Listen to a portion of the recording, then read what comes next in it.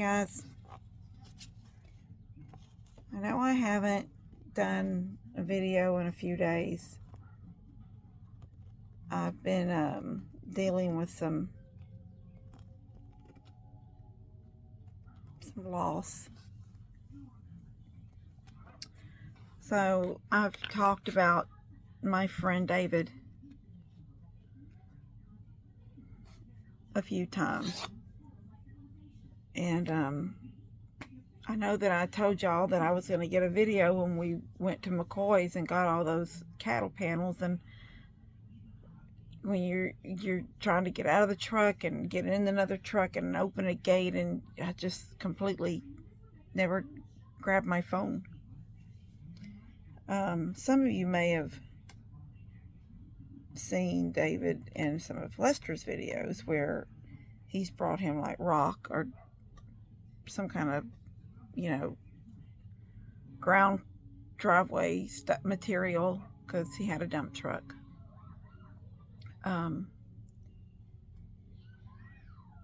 So a couple weeks, not quite 2 weeks ago, almost 2 weeks, but not quite 2 weeks, me and Mom, I picked up Mom, and we drove to David's house and picked him up because he needed to pick up his truck that was in the shop. And I pulled these pictures out. This picture of me and him. He has such a pretty smile. And all I am is shiny because we've been at a ball game all day. Texans game in 2007. And then I didn't write the date on this one. I'm not in this one. But we were at a Texans game in this one too, but I just got a picture of him by himself. He looked pretty in red.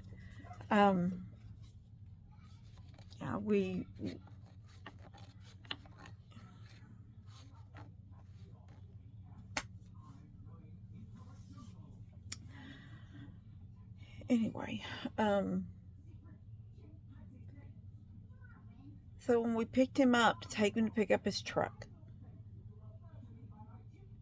and he said, I didn't tell you because I didn't want you to worry, but I was sick. And I said, when were you sick? What kind of sick? And he said that he had some fluid on his heart. And he was in the hospital for a night, but then they gave him meds, and he just played it all off, and he's better now.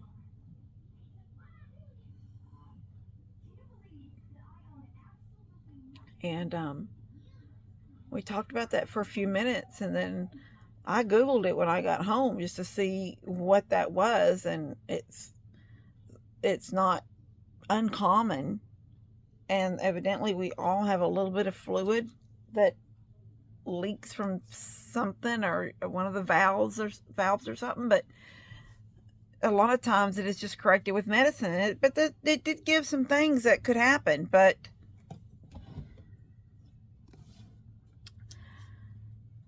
he never told me that he was going to go for surgery. He kept that from me, probably because he didn't want to worry me.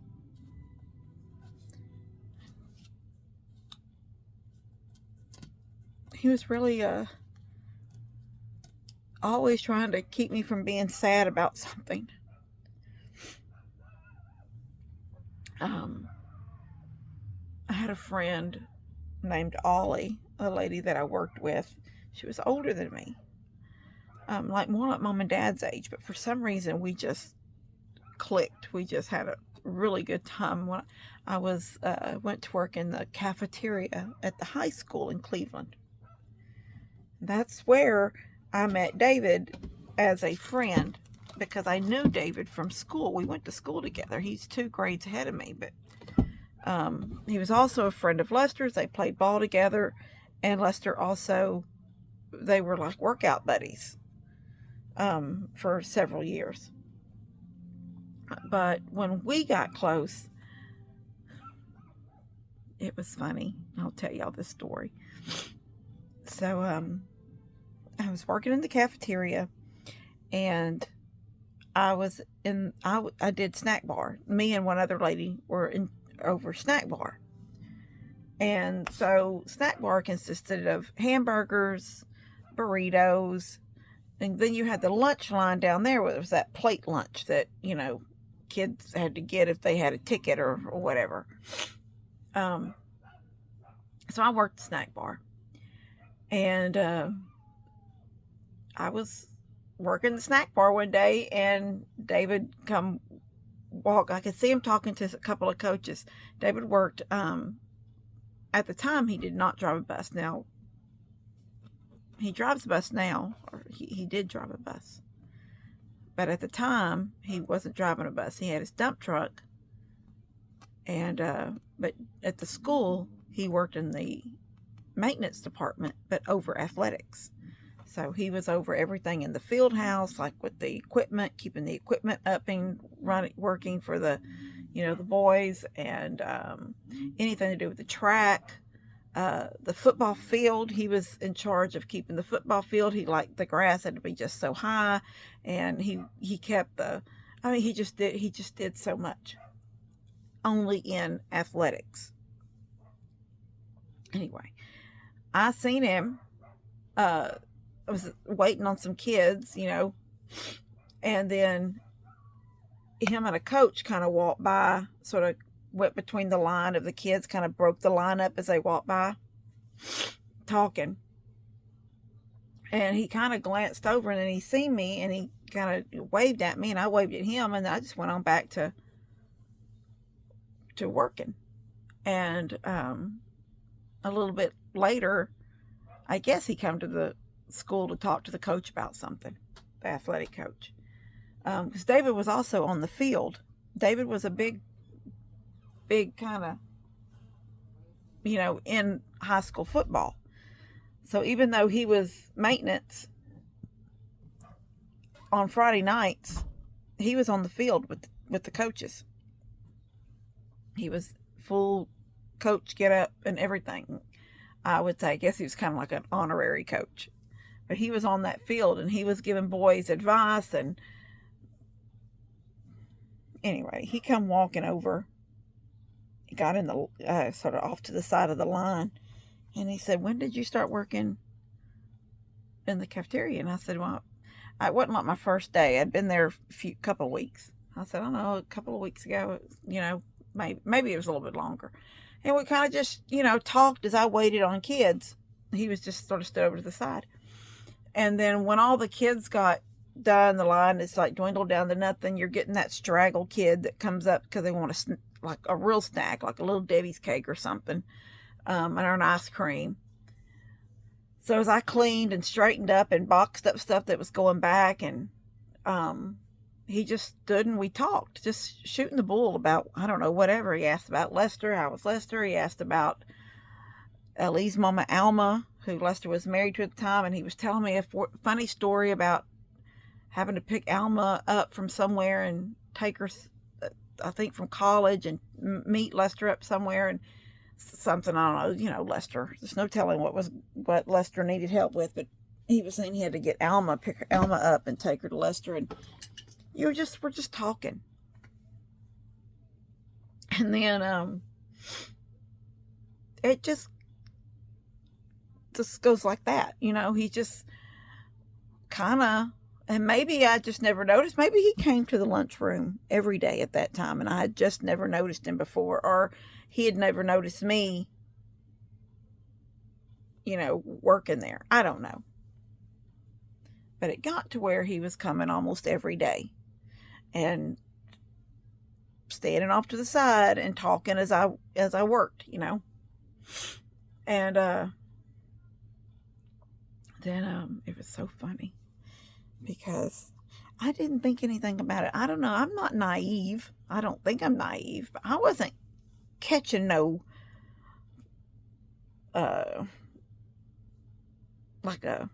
there's something going on there. I wasn't like that. At the time I was married, but I was going, Levi and his daddy and I were actually going through the divorce. It was taking a long time. Levi's dad was refusing to sign papers and stuff like that, and wouldn't meet and at the courthouse, and it just, he was just being his normal ASS self.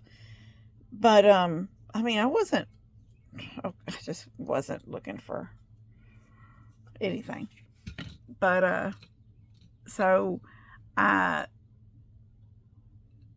think, I don't know how long after that, but Levi had a doctor's appointment, like one of his regular doctor's appointments. And so I'd taken off. And this one day. And the next day when I got to work, not right at first, but as we got closer, the time got closer to serving lunch. And we were all getting our stuff ready and our carts packed up to go down there and all this kind of stuff. Ollie said, this was my friend Ollie that I became good friends with, even though she was older than me. She said, how'd she say it? She goes, your shadow was here. Oh, he had them puppy dog eyes looking all over. He couldn't find you. He was looking. I was like, who? And I was thinking she's talking about a kid or something, like a student, maybe one of my kids that rode my bus or something. Lord knows they were always coming up wanting me to give them something for free. I was like, and then a couple of the other ladies were laughing and said, yeah, he didn't know what to do with himself when he couldn't find you here. He went down to the other lunchroom and you weren't there either. And we had to tell him, your girl ain't here today. I said, who are y'all talking about? And he says, Big Dave. I said, oh my gosh, he is just a friend that knows the family. And I was like, I was embarrassed. They were embarrassing me. And I don't know, then that same day at lunch, so I'm serving lunch, my snack bar line. Ollie was out wiping tables down. So when kids would leave, they get through eating, they'd leave the table. For the most part, we kind of just did it at the end of lunch, like when they're all gone. But you could sometimes run out there and clean it, get sort of a head start on cleaning, start wiping down tables. And then I didn't have a lot of students either, because lunch was getting dwindled down. The big line was gone. You were just getting those straggles for snacks and stuff. And all of a sudden I caught her and she's going, and I was just like this. And all of a sudden he come around the corner of the stage area. And he's like, wave. And I waved. And I just looked at her and shook my head. And a relationship just grew. Anyway, it's gonna be hard to be without him. He was my rock. There wasn't nothing that he didn't call me for. There wasn't nothing that I didn't call him for. In fact, he just told me, I think it was the day that we brought the cattle panels in. He'd said something about, before the summer gets going, he goes, I need to change that oil in your lawnmower.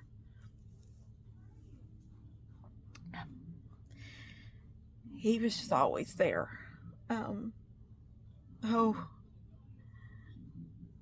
He was jealous. He was a jealous man too. Y'all remember Ted? Oh my gosh. Well, you need to tell me who this Ted is coming around here working on stuff.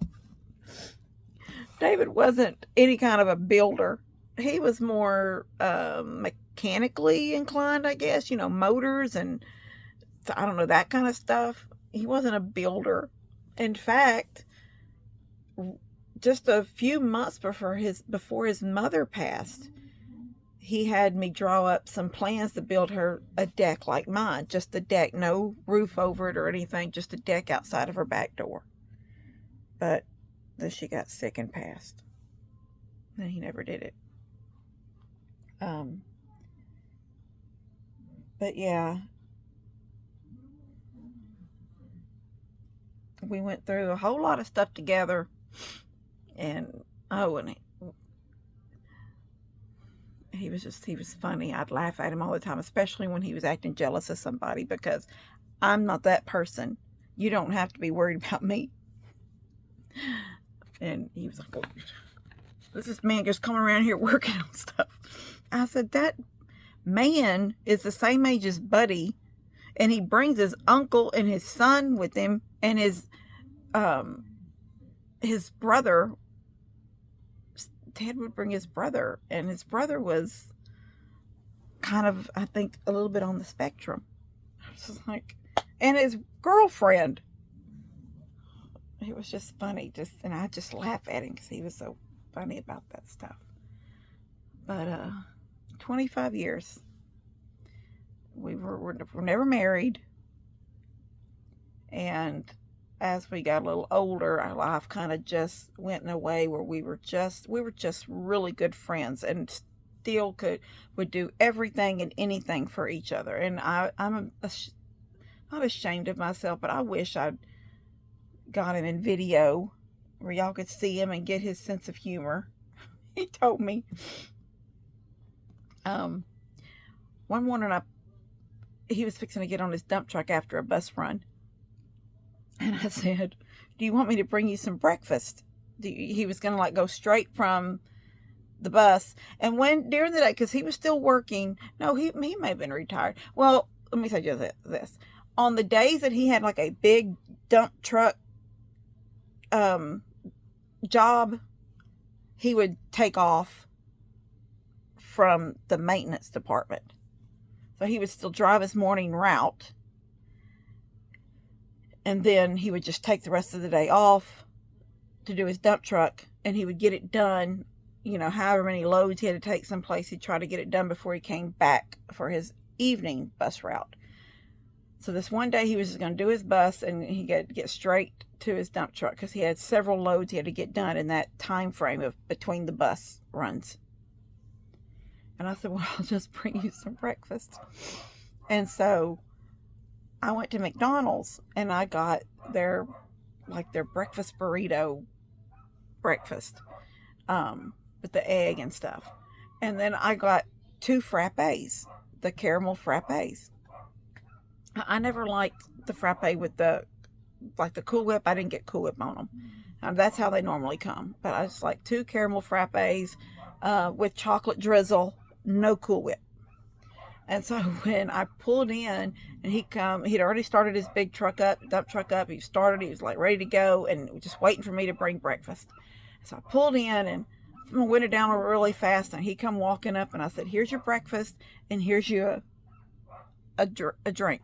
And he goes, what is this drink? Because he was like a water or Sprite, or a Gatorade, but he was not, frappes are coffee. And I was like, it's cold coffee. What? I'm not going to drink cold coffee. It's like, would you just taste it? You can't really taste the coffee, but it is coffee based. So he took a sip of it, and he goes, it's good. Yeah, it's good. It's like, okay. So then it got to where he would say, I'd say, do you want me to bring you breakfast, or do you want to meet for breakfast this morning, or, something like that. And he's got to where he was drinking them frappes all the time. And he told me and Mom, that's what it was, Mom was with us. He said, well, you got me hooked on, it was right after he told me he had been sick. And I said, wait a minute, you can't tell me that frappes made you sick. Now, David is, and I don't know if you are once diagnosed with diabetes, you're always a diabetic. I don't know. David lost 35 to 40 pounds. when the doctor said he was a diabetic. And he started doing like everything. He was working out. I mean, he didn't have to go nowhere to work out. He had a field house full of equipment for, work out with them boys. When men put their mind to it, they just lose weight. He lost, at one point it was 35 pounds. And one day he told me to come up and he'd fill up the car with gas, the truck with gas. He would do that stuff for me too. I was looking at him in my rear view, in the side mirror, and he was standing back by the gun. I said, "Have you lost more weight?" And he goes, "Yeah, I think I lost a little bit more." And I said, "Okay, well, you are starting to not look like my David." Anyway, he just laughed. So I don't know, but he made a joke. He said, "You got me hooked on them frappes." And I said, "What?" And he goes, "You got me hooked on them frappes? I was drinking them so much I was going blind, having the shakes." I just started laughing at him. Mama was laughing. He talked very low and deep. So sometimes talking to him on the phone, I was just like, "I can't hear you. I don't even know what you just said." He was so low and so deep. And then there would be times I say, "Look, would you turn the radio off? Because I can't hardly hear you."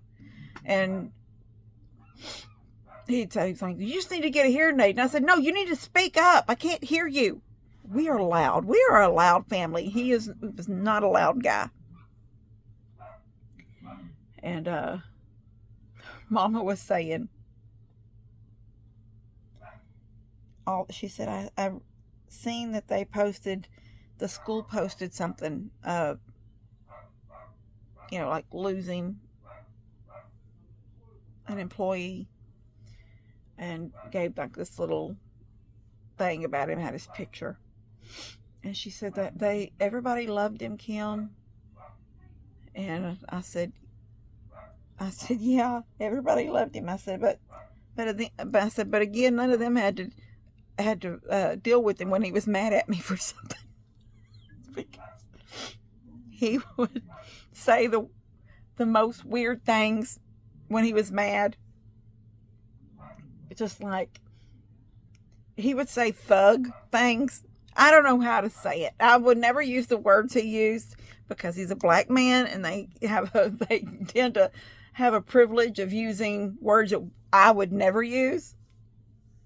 And I would say, "Why are you talking to me like..." I'd say, "Why are you talking to me like that? I don't even know what you're saying." Oh my gosh.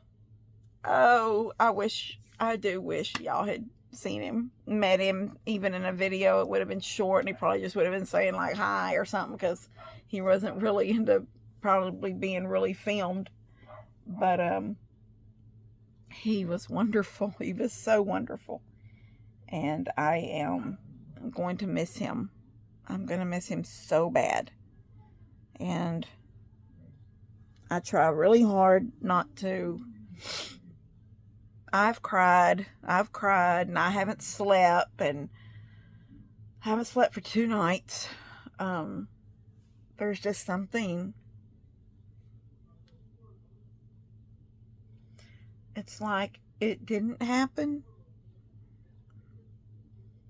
until you realize it did.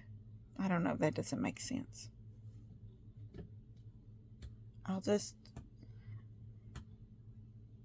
I'll never talk to him again. I'll never hear him. I'll never answer the phone and he'll say, "Good morning, beautiful. What you doing? How's your day?" At least 3 or 4 times a week, I would get just a simple text that said, "Good morning, beautiful."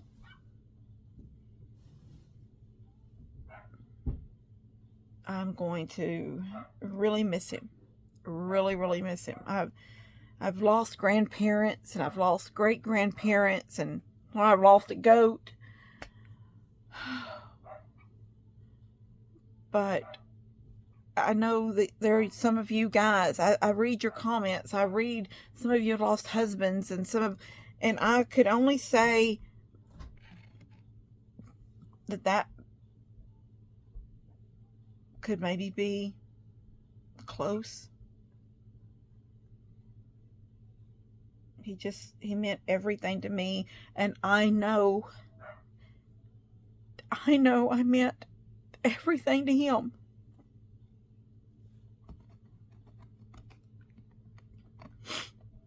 So, anyway, I hadn't put out a video in a couple of days, and I thought, well, I will tell y'all.